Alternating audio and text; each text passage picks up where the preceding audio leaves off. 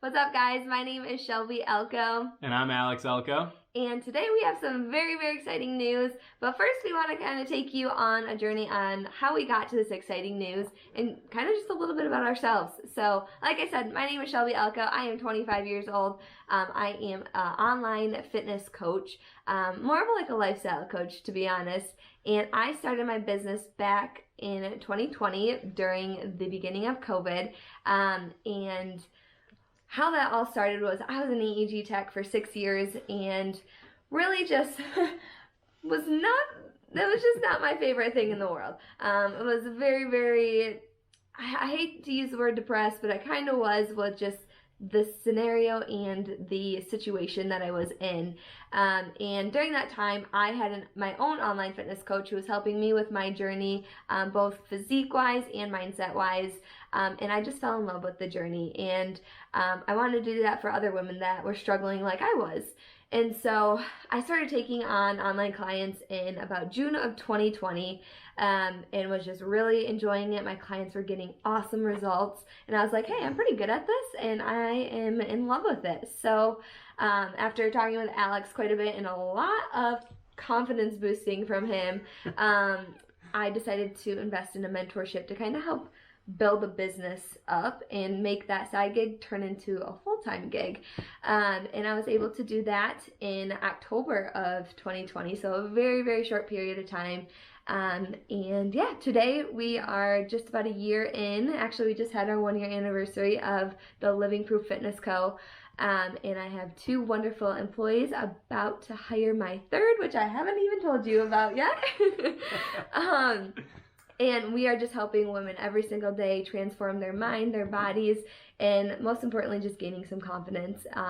So everything that I do is online. I have my office here at home, and I've been doing that, like I said, for about a year now.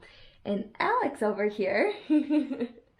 Little different story. But yeah, I'm Alex, like before mentioned, and I am a metal fabricator. A little different than the... I should mention, we got married in 2019, so we've been married almost 2 years. Almost, yeah, in December. And yeah, I am a metal fabricator by trade. I had been building off-road trucks for close to 5 years right before we got married. In 2019, I changed careers strictly to get some benefits for us, to have health insurance, the 401k, you know, the normal American dream type stuff, and switched fields a little bit, actually twice. 2019 went into a machining background, and then 2020 just became a mechanic for a forklift place, just kind of chasing more money and better benefits and better hours. The better hours was keys, yeah. Was key. I had been all through my early 20s into my late 20s, kind of overworking myself a lot, but it was fun because I was doing my dream job, and that kind of life kind of hits you hard when priorities change. And so buying a house, getting married, that kind of set the tone for life for the last couple of years. It was like, okay, we have some real life things that we need to work towards, and that was kind of the start for at least my growth. And then just seeing Shell grow over the past year, being self-employed, really inspired me and kind of kicked my butt to try and figure out something for myself. Well, and that's why you took your last job, was the hours were so much better so that he could come home and work on stuff he was passionate about. Yeah, yep. I had the dream of being able to work from home as well, and it takes a little bit more when you're doing metal fabrication. I needed a little bit more money too. Yeah, I needed to invest some money and time to make an adequate space to make that happen. And ever since we moved in 2019, we had been wanting to do an addition on this house, and it just kind of has been fighting us the whole way. When we first looked into it, our garage was like 10 feet behind our house and 10 feet to the north of our house as well. So it was like kitty corner by 20 feet, and it was unattached, and honestly, it was pretty janky. Had a really nice porch off the one side, so it like kind of felt homey, but the original plan was to make that garage bigger and attach it to our house. And went to the inspector with all of my big ideas, not knowing anything about home ownership or zoning or anything like that. And they basically slammed the door in our face and said that the only option we could do was attach a garage onto our house that would be in front of our other garage. So still detached garage behind another garage, which we didn't want to landlock a building. That just didn't make sense. So I came up with a good idea that we were going to move it like 600 feet all the way around the other side of our house, and almost took the house out and the forest out in the process, but somehow made it happen, and put it on a really nice concrete slab that was brand new, kind of excavated the whole backyard to have a different feel to it, and has over the past year been setting up this garage, completely redoing the exterior.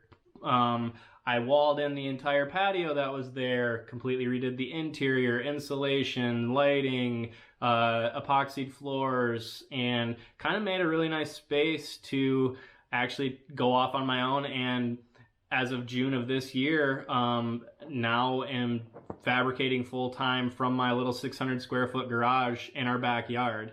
He's being very humble when he says a kind of nice garage. It is a very immaculate garage. It's nice. But along that, with that journey, we also kind of upgraded our entire house addition as well. There were multiple hiccups with our zoning, and all of the ideas that we'd come up with, basically, it took like 4 renditions of floor plans and making it spatially work for us to have the dream kitchen, the dream living room, a master suite, attached garage that was really nice, but still have a backyard, and all these things that we wanted, which looking back is really funny because the whole time we've been doing this, we've been trying to make our house good enough for us, because our life goals are to be out west somewhere. We both love being out in the mountains. It is just like when we close our eyes, that's what we see. And we were kind of gonna just settle to make our house livable so that we could... I mean, our house is livable, but like give us a little bit more of like our future home feel, I guess. Yeah, just a really good placeholder between now and our dream home. Yep. And our dream location. Yeah. And so fast forward to now, we have basically quoted out to have a $150,000 addition on an $180,000 house, and that's just not in the cards either, because we will get so far out of our price point in the area that we're at that it doesn't even make financial sense, let alone just the headache that it's been.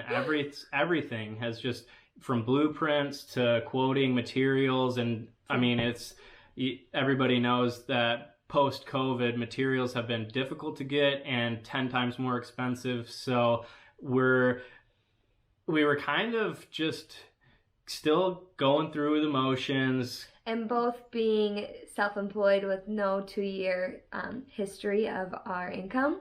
Everything has to be cash. Yeah, there's no loans for... Which we were able to do, fortunately, but at the end of the day, we wouldn't ever see that ever again, so it wasn't worth it for not a good investment. Home. Yeah, and so we have... She actually has been thinking this for a long time and didn't tell me about it, but... Since I started my business, I have really wanted to do this, but I knew what his goals were and his passion was, and with what he wanted to do, it just wouldn't be possible. So, I'll let you say it. We're going to sell the house, and we're going to move into an RV full-time and travel around the country. It's kind of interesting. I mean, it kind of popped into my head 3 weeks ago, a month ago, and was just like, man, why can't we just go out west now? And she was like, well, I've been thinking about asking you if we could just live in an RV instead of our house. But with me having this business... I'm gonna do the story a little bit better. This was about 3 weeks ago, and I was in my office, and he took Billy, our other dog. This is Diesel, by the way. Say hi, Dees. Um, he took Billy to the dog park and came home, and his phone screen had changed, and it was of mountains. And I just kind of asked like what that was about, and he just like slid down the wall and sat on the ground and was like, I don't know, I've just really been thinking, and I'll let you take it. And I mean, we've been kind of keeping this on the down low for a couple of weeks, but in the background have been working really hard to make this happen. Moved another building on our property, just moved our shed around our house to where our garage used to be, so that's exciting, but kind of just making the house ready to sell. And after Labor Day of this year, it's going to go on the market. We're going to sell. We've been doing a lot of research on RVs, and we're just diving headfirst into this. We've been playing the game of hurry up and wait for this house for so long that we are chomping at the bit now for some form of change. So now that all of this is in our control and it's on our time, we have been just working day and night basically to kind of make this happen. And it's really awesome because we get to bring everybody along with this journey as well. But we get to just plan our life a day at a time now, instead of like, oh, our 5-year goal is to have X, Y, and Z. We can kind of just go and park wherever we want.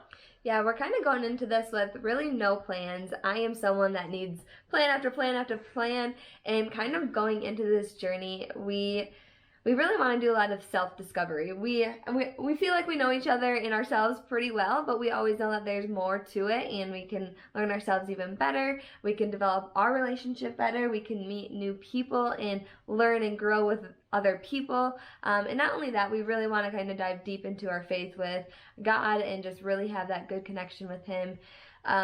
So on this journey, we're kind of just going with the flow. We're not really having any plan. Alex is not going to be working.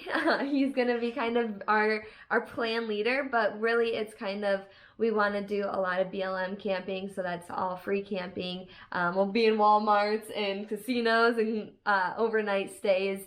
But then we're also going to do like 7 to 10 day stays here and there in really cool areas.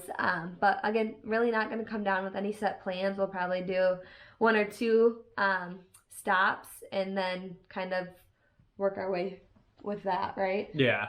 And like she said, a lot, like the majority of the start of this was all based around change. And that first change was a change of scenery. The backdrop of a mountain scenery is just amazing. But as we've been discussing this over the past couple of weeks, it's transitioned into more of change within ourselves and just continuing to grow.